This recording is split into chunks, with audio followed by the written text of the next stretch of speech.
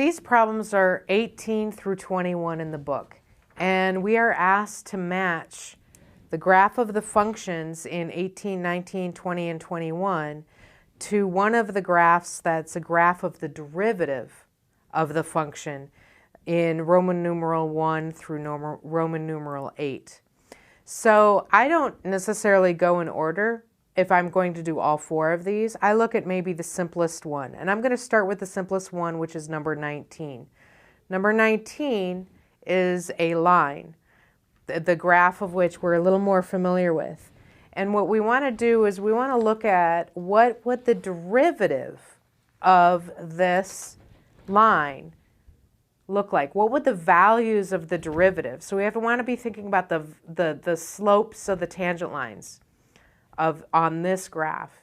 And what's special about this is that the slope is constant. The rate of change of this function is constant. So the slope is constant. And not only that, it's always negative. And we don't have any tick marks located, but we might guess that it's -3, something like that. And from there, if we're thinking of f prime is always -3, we look at any of these, and f prime is always -3 would be this one right here. So for number 19, we are looking at Roman numeral 4. So this is number 19.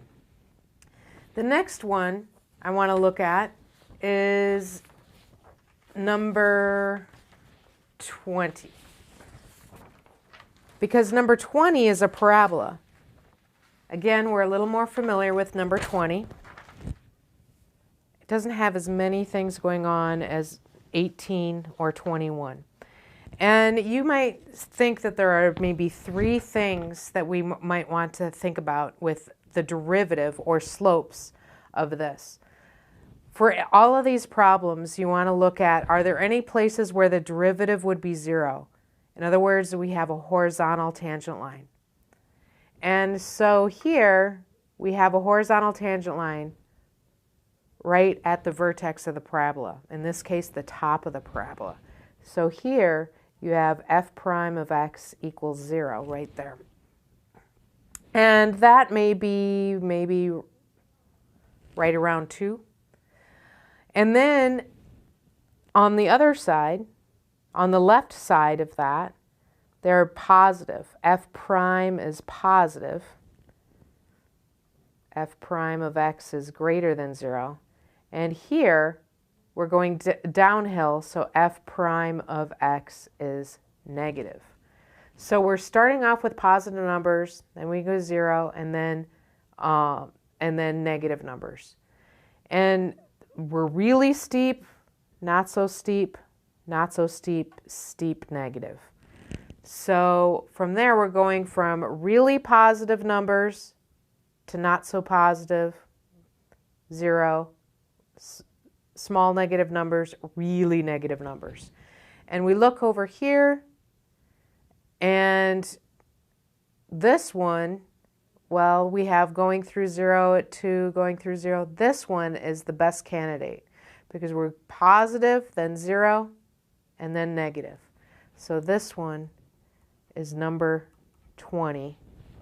Number 20 is Roman numeral 2.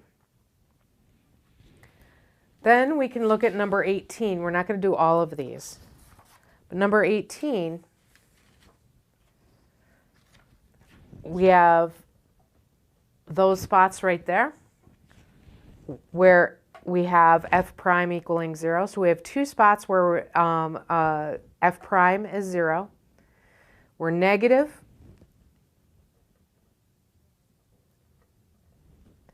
And then positive. And then negative. So to summarize, we're negative, then we hit 0, then we're positive, and then we hit 0, and then we're negative for the values of f prime. And so we look at this, and it looks like right here might be the steepest, the highest positive number. We're really negative, 0, positive, that's the highest, things like that. And from there, thinking about all of that, this is the graph. This is number 18, or 18 is Roman numeral 8. 21, have you think about why this one is number 21, is matched up to number 21.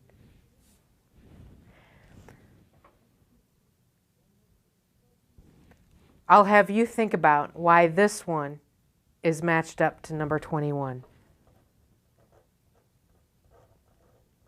21 is matched up with the derivative looks like of number 21 looks like this.